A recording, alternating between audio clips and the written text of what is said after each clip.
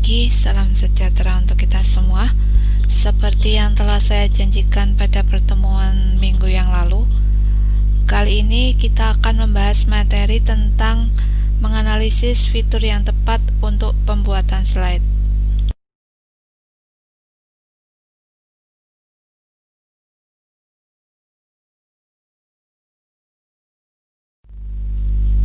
Kali ini kita akan mempelajari kompetensi dasar tentang menganalisis fitur yang tepat untuk pembuatan slide dan membuat slide untuk presentasi.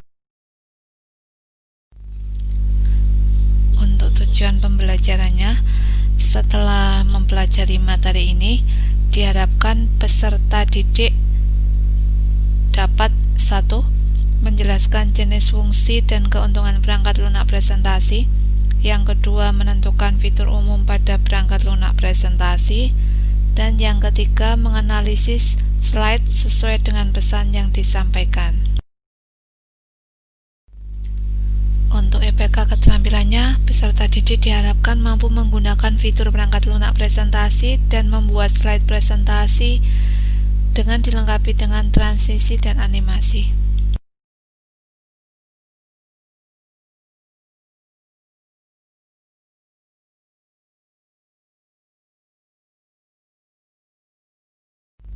Oke, kita langsung lanjut ke materinya ya. Untuk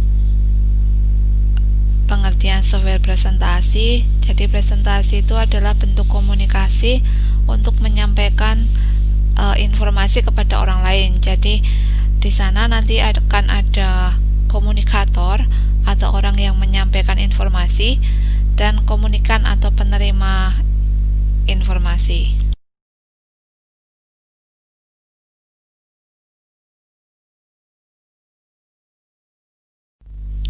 Oke, kita lanjut. Ini beberapa fitur yang ada di dalam PowerPoint yang sering kita gunakan untuk membuat slide presentasi. Dan fitur ini merupakan fitur standar yang ada di semua software presentasi.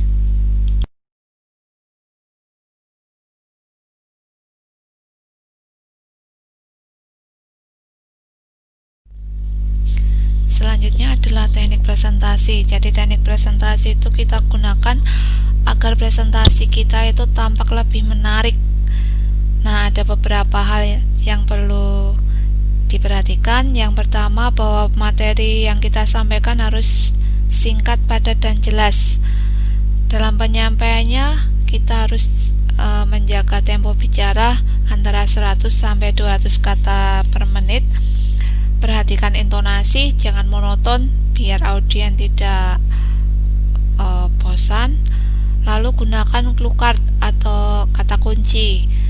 Jangan fokus pandangan ke satu titik biar kita nantinya tidak grogi ketika pandangan kita bertemu dengan audien.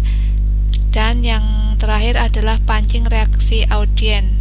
Apakah dia tertarik dengan presentasi kita atau tidak?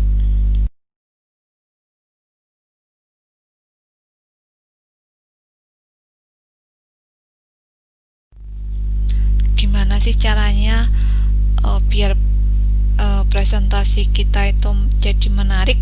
Nah, yang pertama, kita harus menggunakan bahasa yang singkat, padat, dan jelas. Lalu susun materi seringkas mungkin. Yang kedua, perhatikan intonasi. Atur intonasi untuk menarik audien. Dan yang pasti, kita harus menguasai materi.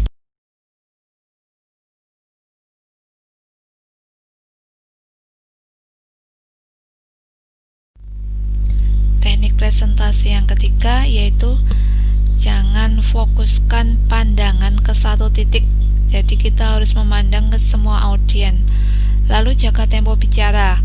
Seharusnya antara 100 sampai 300 kata per menit. Tulis kata kunci atau poin penting materi sehingga kita tidak lupa ketika sedang melakukan presentasi. Yang terakhir, pancing reaksi audien, apakah mereka senang atau bosan dengan presentasi yang sedang kita lakukan.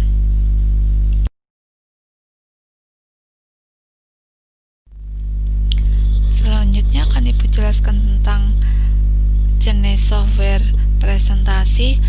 Yang pertama adalah Impress LibreOffice. Nah, ini presentasi yang dilengkapi dengan sorter slide, notes, normal garis besar, dan handout.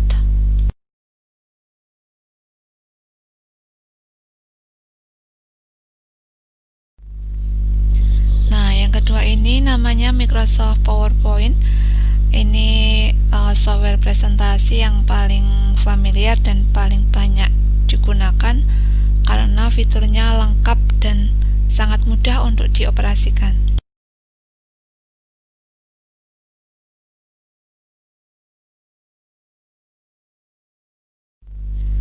Software presentasi yang ketiga adalah K-Presenter.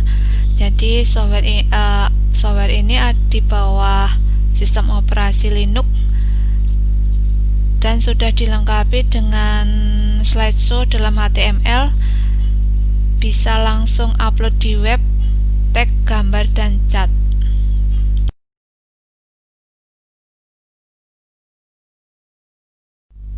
Software presentasi yang terakhir adalah Prezi. Prezi merupakan media presentasi dalam bentuk kanvas virtual. Software ini memungkinkan untuk penambahan zoom, animasi 2 dimensi atau 3 dimensi, gambar, dan video.